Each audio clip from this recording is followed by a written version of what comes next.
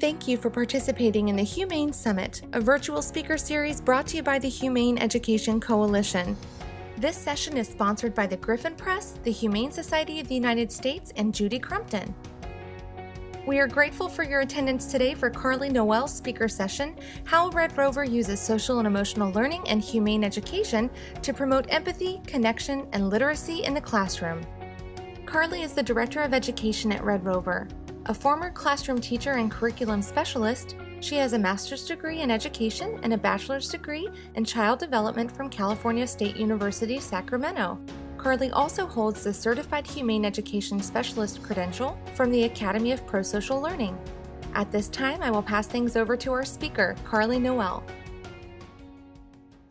Hello, everyone. My name is Carly Noel, and I'm the Director of Education at Red Rover.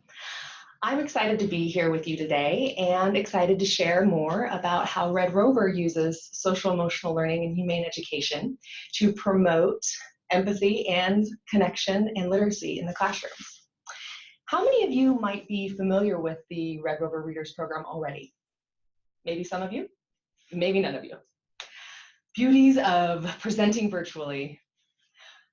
If you are familiar with the Red Rover Readers program, welcome back. Some of the information may seem a bit familiar, and other things will be completely brand new. And if you aren't familiar with Red Rover Readers, thanks for tuning in and learning more. What I'm hoping to accomplish in our time together today is a very, very brief intro about the Red Rover Readers program, and then talk about our decision to really go strong with the social emotional learning component of this otherwise humane education program. And we'll touch briefly on the power and beauty of stories, helping us to develop our moral compass and humane thinking.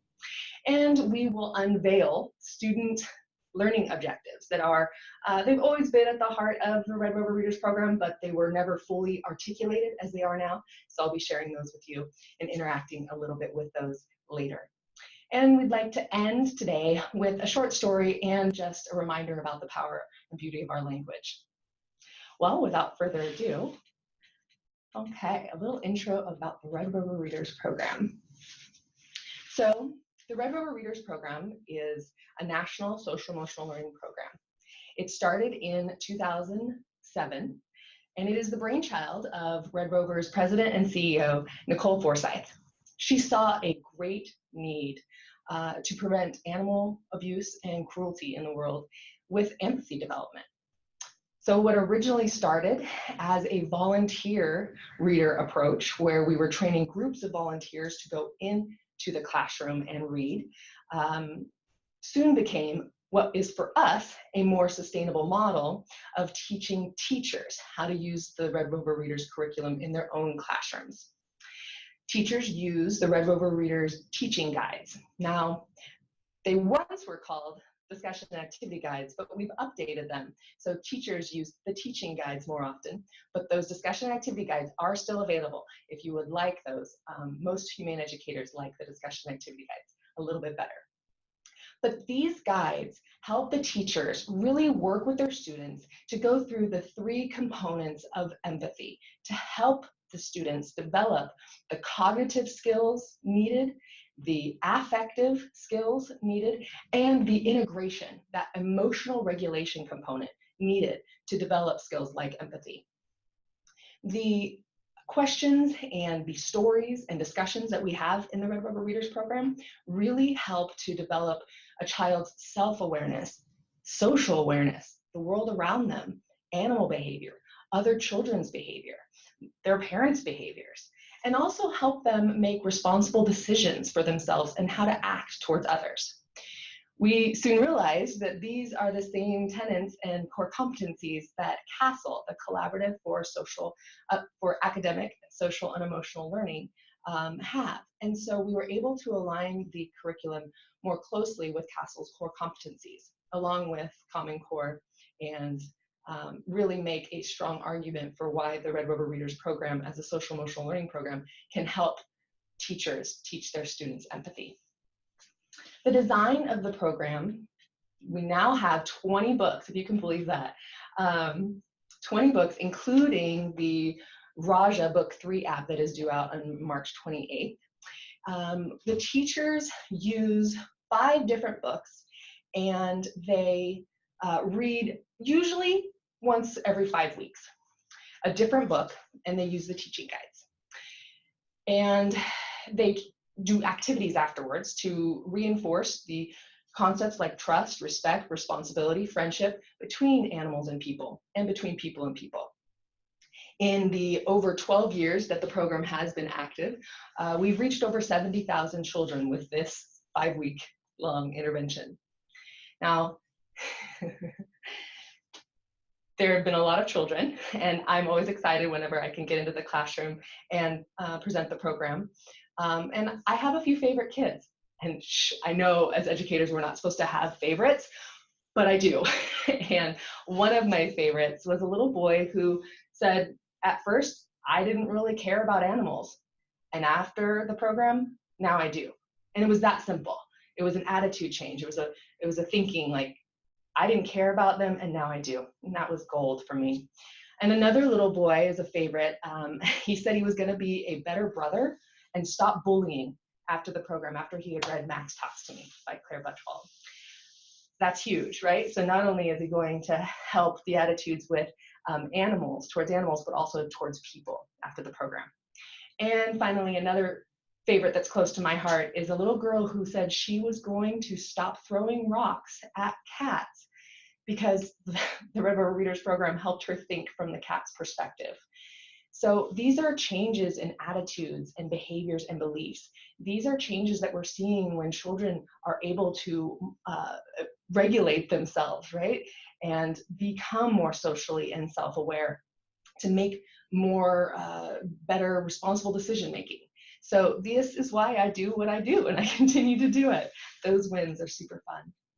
But in the 12 years that the RedRover Readers program has been active, there have been a lot of innovation. So we love to innovate and continue to improve through feedback and just practice.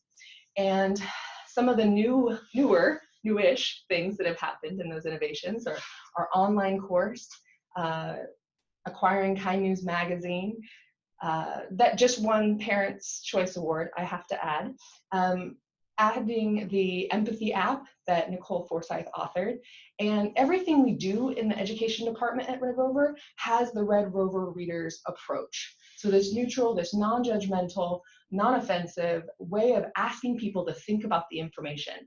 And we've bridged that with the social-emotional learning core competencies. So our approach to ask and help people explore their own thoughts and feelings and experiences and situations and stories, and in the context of a story, has helped us more fully bring in the 3 steps of empathy along with those social-emotional learning components. So I'm going to talk a little bit now about our decision to really turn up the social-emotional learning volume in this would-be humane education program. It's about 6 years ago, and Nicole walked into my office and said, it's a social-emotional learning program. Now, up until this point, it had been RedRover Readers, Humane Education Program, and I needed a little bit more convincing. And so looking at her, she says, look, teachers don't understand the word humane education yet. And I would argue by now, 2019, that they do know. But social-emotional learning was a common term and understood by many teachers. And a teacher friend of mine said, you know what, you guys, and by that she meant RedRover Readers, stood out among other social-emotional learning programs because we talked about animals. So we had this great animal welfare thing going for us, and animals are naturally engaging. So we were able to approach schools and ask, are your social-emotional learning programs helping you meet the education code?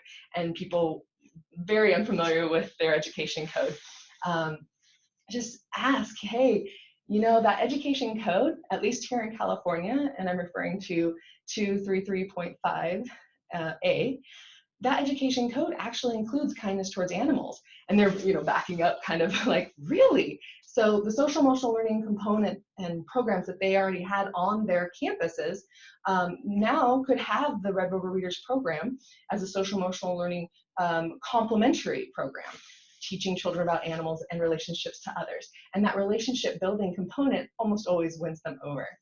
So you can see there on your screen the education code there, and it does include each teacher shall endeavor to impress upon the minds of pupils. And it goes on, the true and comprehension of the rights and including the promotion of harmonious relations, kindness towards domestic pets, and the humane treatment of living creatures. It's right there.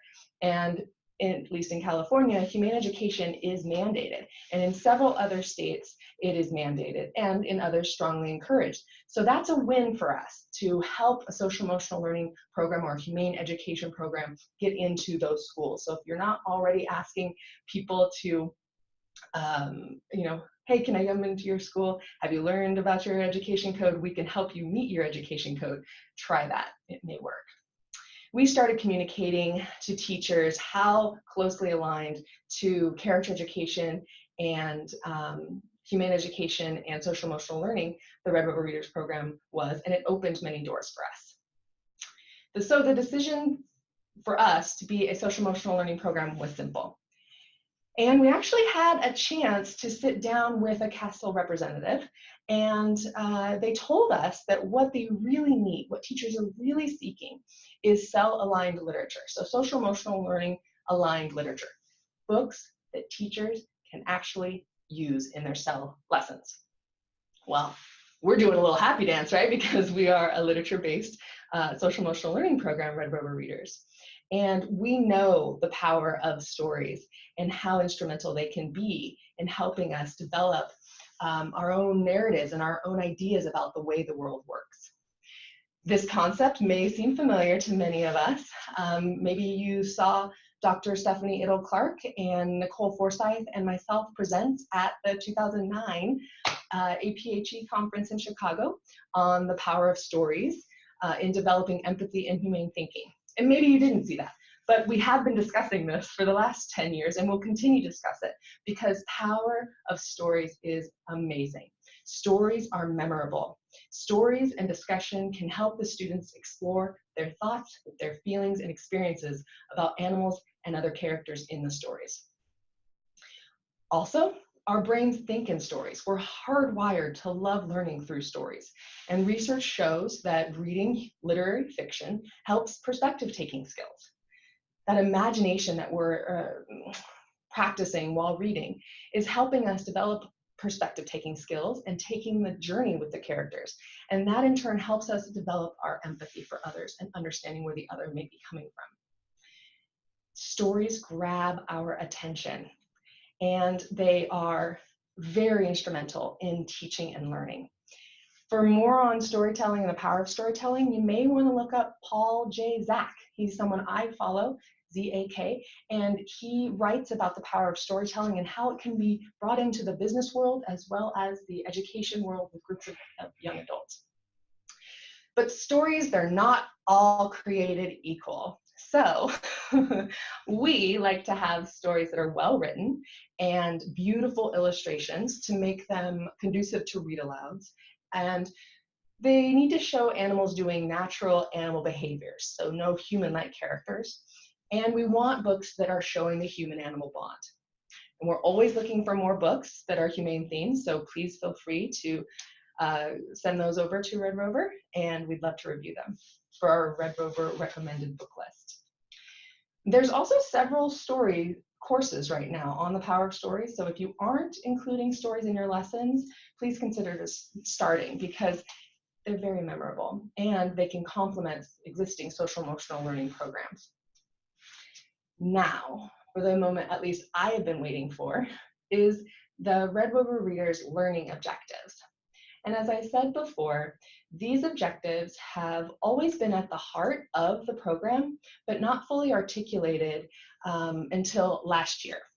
So we're going to put them up on a slide, and I'll let you read them for yourself. There are 5 readers learning objectives, and we'll just take a moment, and you can read through them, and you can do that now.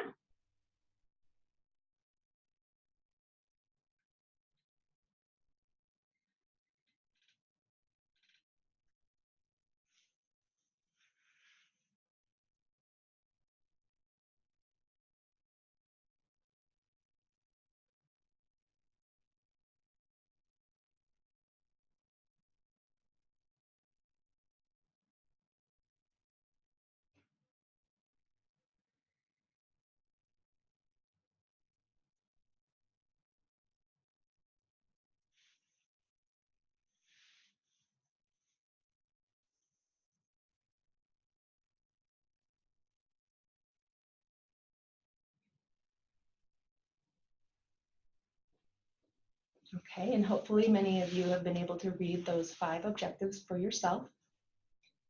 Which one of these do you think most strongly relates to social emotional learning?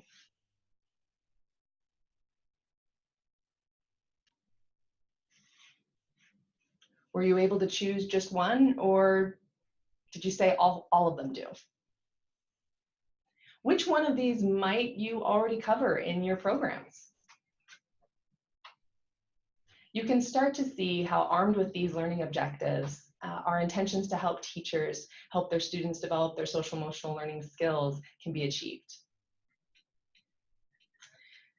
So we're going to look at CASEL's framework and the 5 core competencies, and just to call out really the competencies that CASEL have decided are really important to help the next generation learn, and how the RedRover Readers program is doing so.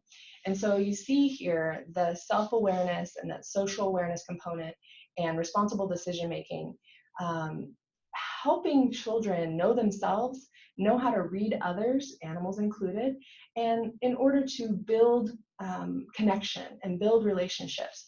Absolutely necessary and huge. And you can also see from this slide how it starts with one intervention, with one kindness, with one question, with one program, and then it extends out to our greater society and the macro world around us. So whatever you are doing right now, be it one random act of kindness or a larger intervention, or attending this summit to find more ideas about ways you can further your humane education field and practice, think about what it's going to look like when it extends out. You know, what is your result that you really like to see? And focus on those core competencies. And we're going to go to now the power of our language. And a part of the RedRover Readers program and training is really just helping educators be more mindful of their own teaching practices and their own language. So we really spend a lot of time with that metacognition and helping others think about their thinking and choosing their language before they say it, to help the most meaning and to help the brain receive it in a way that they intend to make the best learning possible. So it starts with being aware of where we want to take our teaching and where we want our lessons to go, and then asking, how else could we open up this question?